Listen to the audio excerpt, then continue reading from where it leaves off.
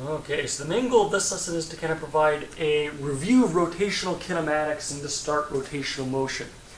So we start talking about rotational kinematics, what we see is that we can define a set of rotational variables to describe the rotation of objects that look very similar to our linear variables, things like displacement, velocity, and acceleration. And if I wanted to define angular velocity, that's the derivative of angular displacement. That's the same relationship as velocity is the derivative of displacement.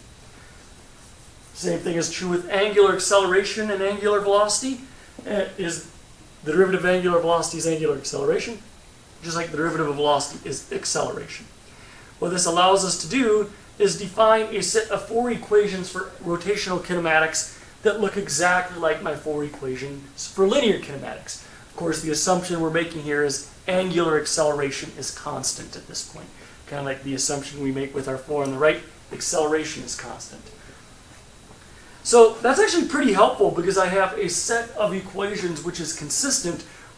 If I'm talking about angular or rotational motion, I can talk about it in very much the same way that I talk about linear or translational motion. Now there is a relationship between rotational and linear variables, and it's dependent upon how big is the object that's rotating, the radius. Thing to remember if you go back into, maybe you saw this in algebra or geometry, I guarantee you for sure you saw this in pre-calculus. How does the arc length of a circle relate to an angle in radians and the radius? And the arc length of a circle is equal to the radius times the angle in radians. One thing to point out about our angular variables is this is one of the few places in physics that we use radians to talk about an angle. That angular displacement is in radians, angular velocity radians per second, angular acceleration radians per second squared. Now if we looked at the relationship between linear velocity and angular velocity, it's the same relationship as linear distance and angular distance. Same thing with angular acceleration and linear acceleration, same relationship in there, all related to the radius.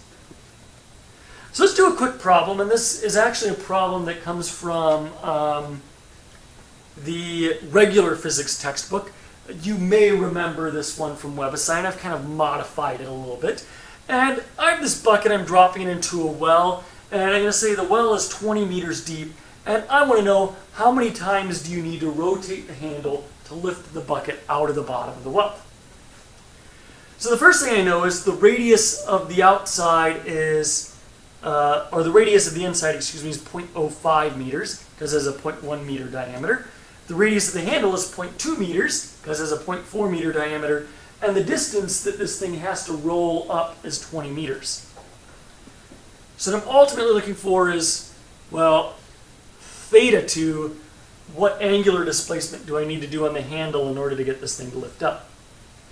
So one thing I can say is that theta 1 is equal to theta 2.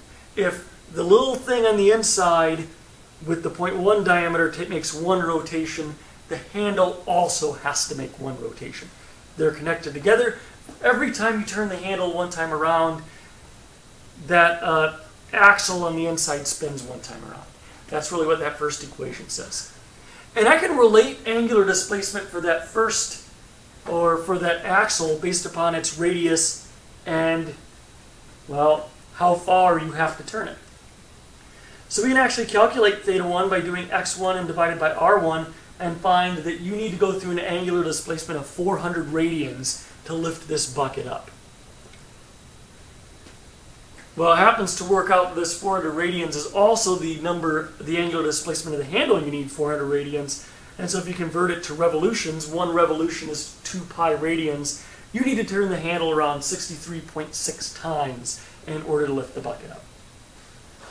Second problem I have is I have a wooden disc with a radius of 0.5 meters, and it's held above a floor and is rotating at a constant angular velocity.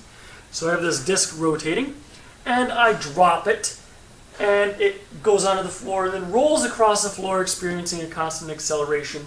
It comes to rest 5 meters from where it landed on the ground, and I want to know what is the acceleration and angular acceleration as the disc rolls. So as a piece of information I know the initial angular velocity, I know the radius, I know the distance, 5 meters, and I know the final velocity, 0 meters per second.